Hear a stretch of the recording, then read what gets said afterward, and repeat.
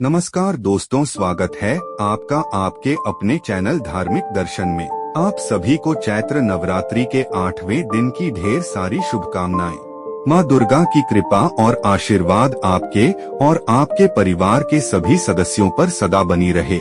नवरात्रि में 8वें दिन महागौरी शक्ति की पूजा की जाती है। नाम से प्रकट है कि इनका रूप पूर्णतः गौर वर्ण है। इनकी उपमा शंख, चंद्र और कुंद के फूल से दी गई है। अष्टवर्षा भवेद गौरी यानी इनकी आयु 8 साल की मानी गई है। इनके सभी आभूषण और वस्त्र सफेद हैं, इसीलिए उन्हें श्वेतांबरधरा कहा गया है। 4 भुजाएं हैं और वाहन वृषभ है, इसीलिए वृषारूढ़ा भी कहा गया है इनको। इनके ऊपर वाला दाहिना हाथ अभय मुद्रा है तथा नीचे वाला हाथ त्रिशूल धारण किया हुआ है। ऊपर वाले बाएं हाथ में डमरू धारण कर रखा है और नीचे वाले हाथ में वर मुद्रा है। इनकी पूरी मुद्रा बहुत शांत है। ये अमोघ फलदायिनी हैं और इनकी पूजा से भक्तों के तमाम कलमश धुल जाते हैं, पूर्व संचित पाप भी नष्ट हो जाते हैं। महागौरी का पूजन अर्चन, उपासना, आराधना कल्याणकारी है। इनकी कृपा से अलौकिक सिद्धियां भी प्राप्त होती हैं। तो आइए आज जानते हैं माँ महागौरी की कथा और पूजा विधि के बारे में, और फिर जानेंगे माँ के प्रभावशाली मंत्र और अंत में क्षमा याचना के बारे में। श्रीमद् देवी भागवत पुराण से प्राप्त ज्ञात कहानियों के अनुसार शुंभ और निशुंभ 2 असुर भाई थे, जो भगवान ब्रह्मा से वरदान प्राप्त करने में कामयाब रहे कि उन्हें किसी भी पुरुष द्वारा नहीं मारा जाएगा, चाहे वह इंसान हो या पशु पक्षी आदि, लेकिन केवल एक महिला द्वारा। उन्होंने यह सोचकर यह वरदान चाहा कि वे हमेशा जीवित रहेंगे, क्योंकि वे ऐसी महिला के बारे में नहीं जानते थे जो इतनी शक्तिशाली हो कि उन दोनों को युद्ध में मार सके।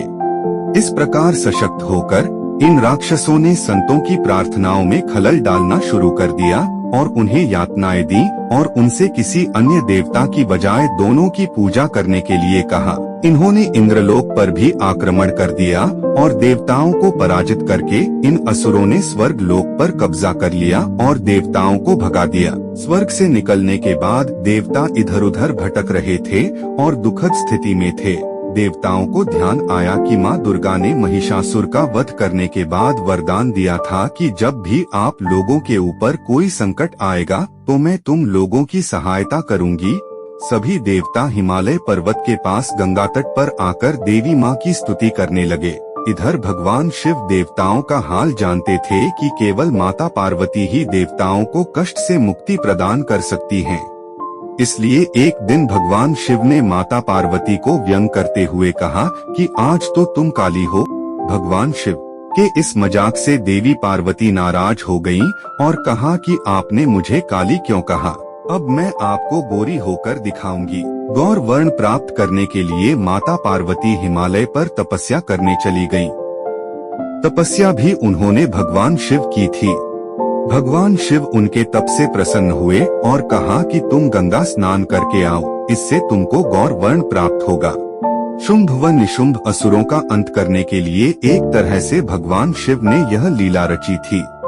माता पार्वती गंगा स्नान कर लौट रही थीं, तभी सभी देवता भी आदि शक्ति की आराधना कर रहे थे। माता पार्वती ने उन सभी को देखा और देवताओं से पूछा कि आप सभी किसकी स्तुति कर रहे हैं और आप पर क्या विपदा आई है। माता पार्वती के कहने पर देवताओं ने शुंभ व निशुंभ के बारे में बताया कि उन्होंने देवताओं को पराजित करते स्वर्ग लोक पर कब्जा कर लिया है और तब से सभी देवता भटक रहे हैं। गंगा स्नान के दौरान माता पार्वती को गौर वर्ण प्राप्त हुआ और उनके शरीर से एक श्याम वर्ण की एक देवी प्रकट हुई, जो कौशिकी देवी कहलाई। कौशिकी देवी के प्रकट होने के बाद उन्होंने माता पार्वती को प्रणाम किया और देवताओं को उनकी रक्षा का आश्वासन दिया। माता कौशिकी हिमालय के रमणीय प्रदेश में चली गईं और वहां उन्होंने शुंभ व निशुंभ को युद्ध के लिए ललकारा, जहां देवी कौशिकी ने शुंभ व निशुंभ समेत उसकी पूरी सेना का अंत कर दिया। शुंभ व निशुंभ असुरों का अंत करने के बाद भगवान शिव ने माता पार्वती को समझाया कि काली कहकर व्यंग्य करने के पीछे का मकसद देवी कौशिकी का जन्म था, ताकि वह देवताओं की मदद कर सकें और उनको फिर से स्वर्ग लोक की प्राप्ति हो सके। बिना इस व्यंग्य के शुंभ व निशुंभ का वध संभव नहीं था। इस तरह माता पार्वती के शरीर से प्रकट होने के कारण देवी कौशिकी उनकी पुत्री कहलाई। देवी कौशिकी को उग्र तारा या महोग्र तारा कहा गया है। तो प्रेम से बोलिए माँ गौरी की जय, माँ दुर्गा की जय। अब जानते हैं माँ महागौरी की पूजा विधि। नवरात्रि की 8वें तिथि के दिन स्नान आदि से निवृत्त होकर माँ की प्रतिमा या चित्र एक चौकी पर स्थापित करें। सबसे पहले गंगा जल छिड़ककर मूर्ति को शुद्ध कर लें। ध्यान रहे आपको पीले या लाल वस्त्र धारण करके ही पूजा अर्चना करनी चाहिए। इसके बाद कलश या चित्र की पूजा करने के बाद हाथ में पुष्प लेकर माँ दुर्गा और माँ गौरी की ध्यान कर पुष्प माँ के चरणों में अर्पित करें। माँ के समक्ष घी का दीपक जलाएं। इसके बाद माता को अक्षत, कुमकुम, पुष्प अर्पित करें। माँ को 16 श्रृंगार जरूर अर्पित करें। अष्टमी के दिन माँ महागौरी को उनके प्रिय हलवा, पूरी और चने का भोग लगाया जाता है। साथ ही इस दिन माँ महागौरी को प्रसन्न करने के लिए नारियल की बर्फी और लड्डू भी चढ़ाएं, क्योंकि माँ का प्रिय भोग नारियल माना गया है। माँ गौरी को विविध प्रकार के फलों का भोग अपनी क्षमतानुसार लगाएं। फिर कूपर और दीपक से माता की आरती उतारें।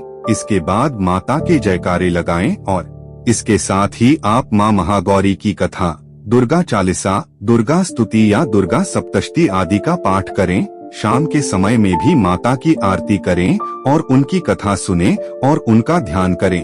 अब जानते हैं माँ महागौरी की पूजा विधि। नवरात्रि की 8वें तिथि के दिन स्नान आदि से निवृत्त होकर माँ की प्रतिमा या चित्र एक चौकी पर स्थापित करें।